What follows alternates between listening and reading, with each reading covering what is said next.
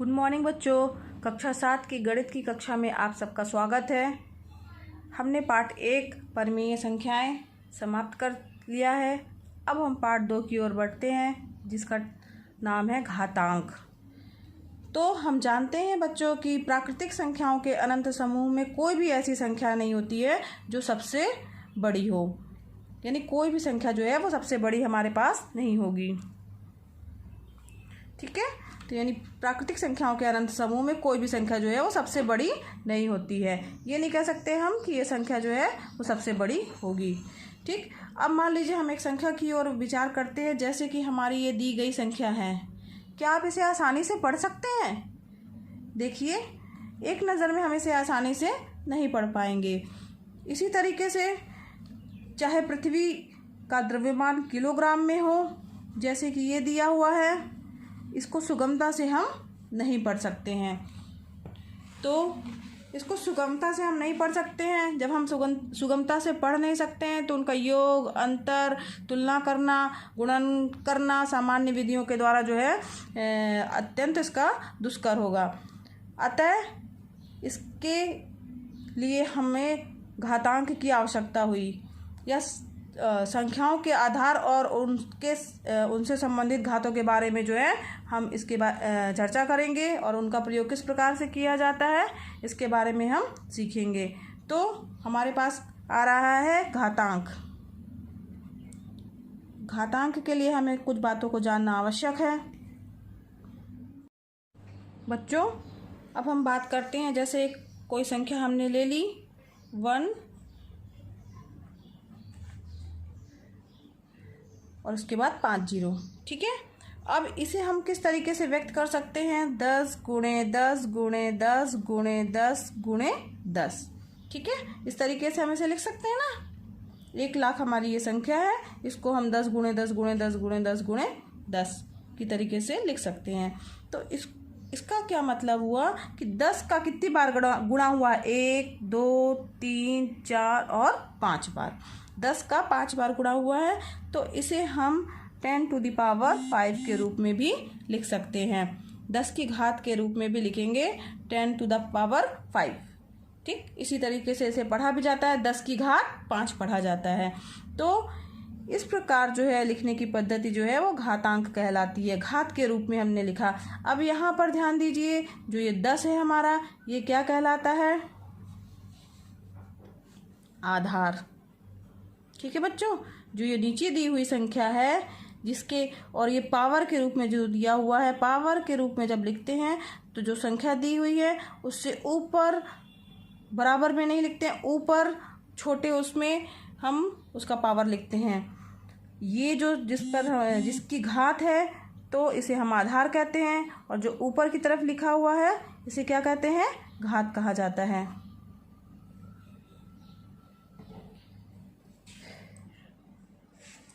अब इसी तरीके से हम, ये 10 की बात है, इसी तरीके से हम और किन्हीं भी संख्याओं को घातों के रूप में लिख सकते हैं। अब इसके लिए हमें कुछ और बातों की भी जानकारी होनी चाहिए, जैसे कि अगर n कोई प्राकृतिक संख्या है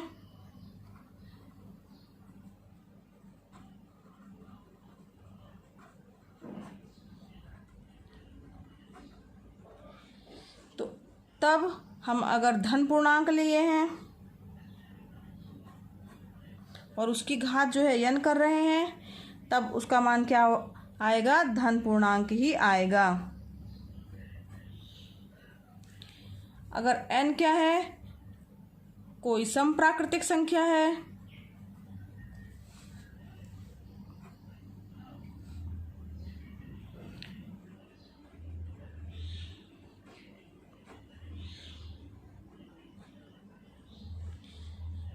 तब ऋण पूर्णांक है। अगर कोई,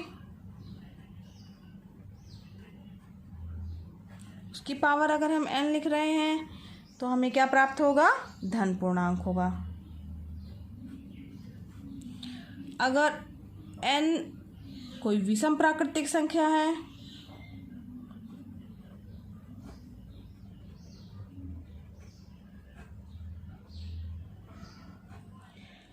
तब अगर हम कोई ऋण पूर्णांक लेके चलते हैं और उसकी घात अगर n है, जो कि क्या है, विषम प्राकृतिक संख्या।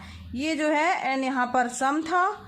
सम मतलब सम संख्याओं के बारे में आप जानते हैं, 2, 4, 6, 8 जो संख्याएं 2 से विभाजित होती हैं वो संख्याएं क्या कहलाती हैं, सम संख्याएं कहलाती हैं। और जो संख्याएं 2 से विभाजित नहीं होती हैं वो संख्याएं क्या कहलाती हैं, विषम संख्याएं कहलाती हैं।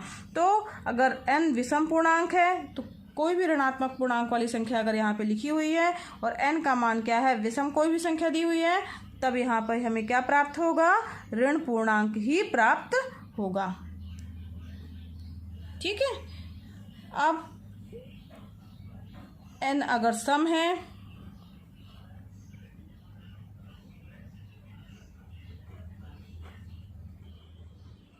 तब -1 की अगर हम पावर n लिखें, क्योंकि n का मान क्या दिया हुआ है बच्चों, सम दिया हुआ है, यानी 2, 4, 6, 8 कुछ भी आएगा, तब क्या होगा, -1 की पावर अगर हम n करेंगे और सम संख्या दी हुई है यहाँ पे, तो यहाँ पे हमें 1 ही प्राप्त होगा।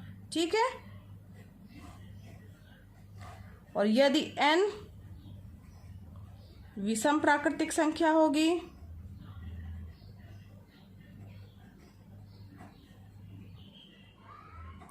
तब क्या होगा, -1 की पावर अगर हम n लिखेंगे तब हमें उसका मान जो है -1 प्राप्त होगा, जहाँ पर n क्या है, विषम संख्या। विषम संख्या मतलब 3, 5, 7 इस तरह से होगा। तब -1 की पावर में अगर ये विषम संख्याएं हैं तब इसका मान जो है क्या आएगा, -1 प्राप्त होगा। ठीक है। अब हम अभ्यास 2A में आ रहे हैं। अभ्यास 2A प्रश्नावली खोलिए आप। हाँ बच्चों, अभ्यास 2A का पहला क्वेश्चन दिया हुआ है, -2/3 की पावर 5 का मान है। तो इसका मतलब हुआ -2/3 की पावर 5 का ये मतलब हुआ कि -2/3 का 5 बार गुणा। ठीक है। तो -2/3 गुणे -2/3 गुणे -2/3 गुणे -2/3 और गुणे -2/3। 5 बार 1, 2, 3, 4, 5। घाते 5 का तात्पर्य है कि जो आधार वाली संख्या है उसका जितनी घात दी हुई है उतनी बार गुणा। ठीक है बच्चों, समझ में आया। अब हम इसका 5 बार गुणा करेंगे। तो सबसे पहले हम माइनस वाली संख्याओं का गुणा देख लेंगे, कितनी बार माइनस आया है, 1, 2, 3, 4, 5। -1 की पावर कितनी है, 5। ठीक है। -1 की पावर 5 है। 5 क्या है, हमारा विषम प्राकृतिक संख्या है, यानी -1 की पावर 5 यानी विषम प्राकृतिक संख्या है, तो इसका मान क्या आएगा, -1। यानी यहाँ चिन्ह हमारे पास क्या प्राप्त होगा, माइनस प्राप्त होगा। ठीक है, समझ में आया। माइनस माइनस प्लस, फिर माइनस माइनस प्लस, और उसके बाद फिर बचा हमारे पास क्या, माइनस। तो ये चिन्ह हमारे पास क्या आ गया, माइनस आ गया। ठीक है। अब इसी प्रकार से 2 का गुणा करेंगे। 2 दूनी 4, 4 दूनी 8, 8 दूनी 16, 16 दूनी 32। तो ये क्या प्राप्त हो गया, -32। अब हर की ओर ध्यान देंगे। 3 गुणे 3, 3 त्रिकाई 9, 9 त्रिक 27, 27 गुणे 3 त्रिकाई 9। गुणा करेंगे इसका, 9 सत्ते 63 की 3, हाथ की आई 6, 9 दूनी 18, और जोड़ेंगे इसमें 18 और 6 24। ठीक है। तो यहाँ पे क्या आ गया हमारा 243। अब चूंकि ये विकल्प वाला उत्तर है, इसके 4 विकल्प दिए हुए हैं। पहला विकल्प 32/243 है, दूसरा है -32/243, तीसरा है 10/15 और चौथा है -10/15। तो इसमें कौन सा विकल्प हमें दिखाई दे रहा है, ये हमें जो है सेकंड नंबर का विकल्प है जो कि प्राप्त हो रहा है, इसलिए इसका सेकंड विकल्प सही होगा। इसी तरीके से हम नेक्स्ट क्वेश्चन नंबर 2 की ओर आगे बढ़ते हैं। नंबर 4 जो है, क्वेश्चन नंबर 2 दिया हुआ है 3125 का घातीय संकेतन है। 5 की घाते 5, 5 की घाते 2, 5 की घाते 3, 5 की घाते 4। ठीक है बच्चों, तो इसके लिए हम क्या करेंगे, 3125 का लघुत्तम समापवर्तक ज्ञात करेंगे। 3125 का लघुत्तम समापवर्तक हमने ज्ञात किया है। ये 5 से जाएगा, फिर 5 से जाएगा, फिर 5 से जाएगा, 5 25 हो गया, 5 एकम 5 हो गया, और ये हो गया हमारे पास 5 के गुणनफल के रूप में कितने 5 प्राप्त हुए हैं, 5 गुणे 5 गुणे 5 गुणे 5 गुणे और 5, यानी 3125 को हम क्या लिख सकते हैं, 5 गुणे 5 गुणे 5 गुणे 5 गुणे 5, यानी इसका मतलब हुआ 5 की घाते 5।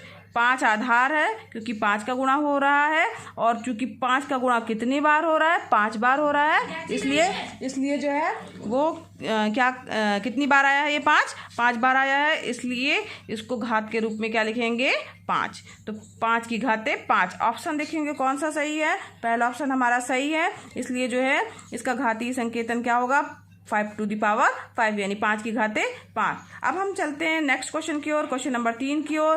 क्वेश्चन नंबर 3 दिया हुआ है 2 की घात 7 का मान है। अब 2 की घात 7 का क्या तात्पर्य हुआ, 2 की घात 7 मतलब 2 to the power 7। 2 to the power 7 मतलब ये हुआ कि हम 2 का गुणा, यहाँ आधार क्या हुआ 2, घात क्या हुआ 7, 2 का गुणा 7 बार करेंगे।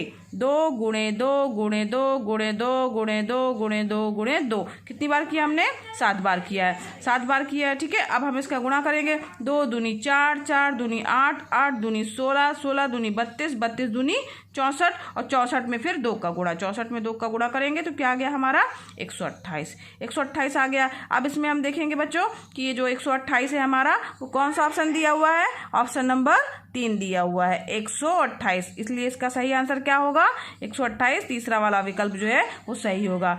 अब हम बढ़ते हैं क्वेश्चन नंबर 4 की ओर। हाँ बच्चों, क्वेश्चन नंबर 4 हमारे पास दिया हुआ है, एक वर्गाकार क्यारी की भुजा 5 मीटर है, इसके क्षेत्रफल को घातीय संकेतन में लिखिए। ठीक है, तो हमारे पास क्या दिया हुआ है, वर्गाकार क्यारी की भुजा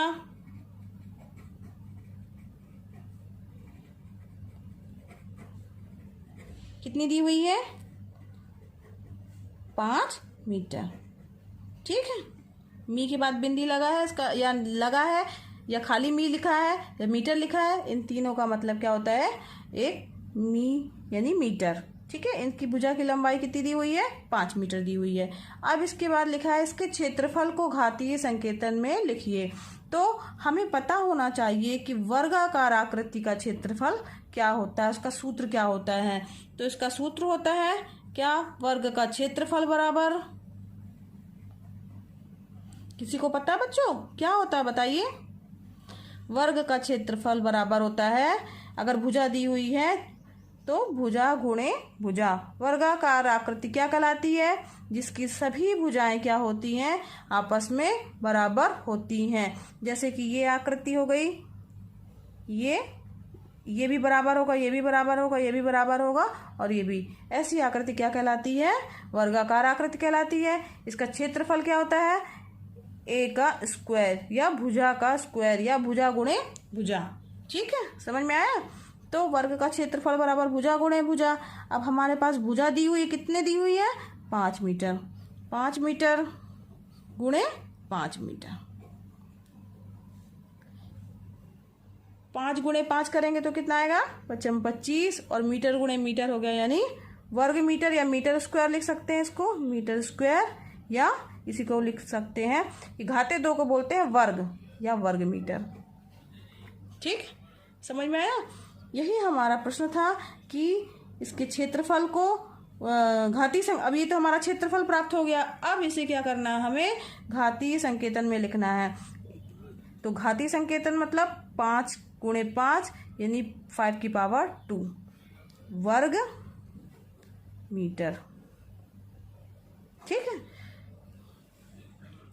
ये क्या प्राप्त हो गया, वर्ग का क्षेत्रफल, जो कि घातीय संकेतन में 5 का स्क्वायर 5 की घाते 2 वर्ग मीटर के रूप में लिखा जाएगा। आता है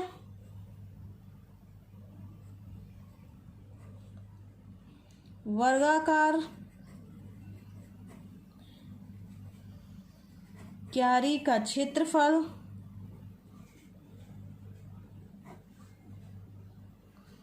घातीय संकेतन के रूप में 5⁻² या 5⁻² वर्ग मीटर लिखा जाएगा या होगा। ठीक है, समझ में आया बच्चों? ठीक, अब इसी तरीके से हम इसके नेक्स्ट क्वेश्चन की ओर बढ़ते हैं, क्वेश्चन नंबर 5 की ओर। क्वेश्चन नंबर 5 दिया हुआ है, सरल कीजिए 2⁴ इंटू 3⁻² क्या होगा। 2⁴ गुणे 3⁻² का मान क्या होगा। इसको सरल करना है हमें, तो इसे हम किस तरीके से करेंगे। 2⁻ दिया है 4, यानी 2 का 4 बार गुणा। ठीक है, समझ में आया। इसके बाद क्या करेंगे, 3⁻²। 3⁻² का मतलब हुआ 3 का 2 बार गुणा। घात में जितनी भी संख्या दी होती है, आधार वाली संख्या का उतनी बार हम आपस में गुणा करते हैं। तो यहाँ पे कितनी बार है 2 का, 1 2 3 4, और 3 का 1 2। अब इसे हम गुणा करके देखेंगे कि हमें कौन सी संख्या या क्या संख्या प्राप्त हो रही है। 2 गुणे 2 4, 2 दूनी 4, 4 दूनी 8, 8 दूनी 16, 16 दूनी 32, 16 तिक 48, 48 गुणे 3, 48 गुणे 3 का मतलब क्या हो गया, 3 अट्ठे 24, 4 आ गया, 2 कैरी फॉरवर्ड का आ गया, 4 3 12, 13 14। ठीक है, कितना आ गया 144, 144। यानी सरल करने पे हमें क्या प्राप्त हो रहा है, 144। ये इसका क्या हो गया, आंसर हो गया। इसी तरीके से इसका दूसरा पार्ट दिया हुआ है। दूसरा पार्ट क्या दिया हुआ है, -2⁻³ इंटू -10⁻³।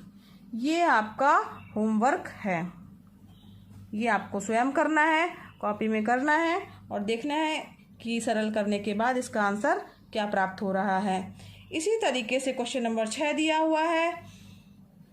जो क्वेश्चन नंबर 6 दिया हुआ है, 15,625 के अभाज्य गुणनखंड ज्ञात कर 15,625 को आधार 5 पर घातीय संकेतन के रूप में व्यक्त कीजिए।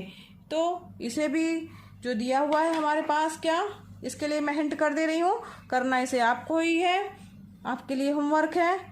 संख्या क्या दी हुई है, 15,625। इसका हमें गुणनखंड ज्ञात करना है। जो ये गुणनखंड प्राप्त होगा हमें, वो जिसके जिसके गुणा के रूप में आएगा, वो चूंकि 5 का आधार 5 लिखा है तो जनरल ये 5 के ही यहाँ पे गुणनखंड आएंगे। 5 गुणे 5 गुणे 5 करके ऐसे आएगा, और 5 कितनी बार आया है उतना 5 की पावर जितनी बार आया होगा वो 5 की पावर के रूप में आ जाएगा। ठीक है, समझ में आया। ये क्वेश्चन नंबर 6 है। क्वेश्चन नंबर 6 जो है वो आपको करना है, ये भी आपका क्या है, होमवर्क है बच्चों। ये प्रश्नावली अभ्यास 2A यहीं समाप्त हुई। कल हम अभ्यास 2B की ओर बढ़ेंगे। धन्यवाद।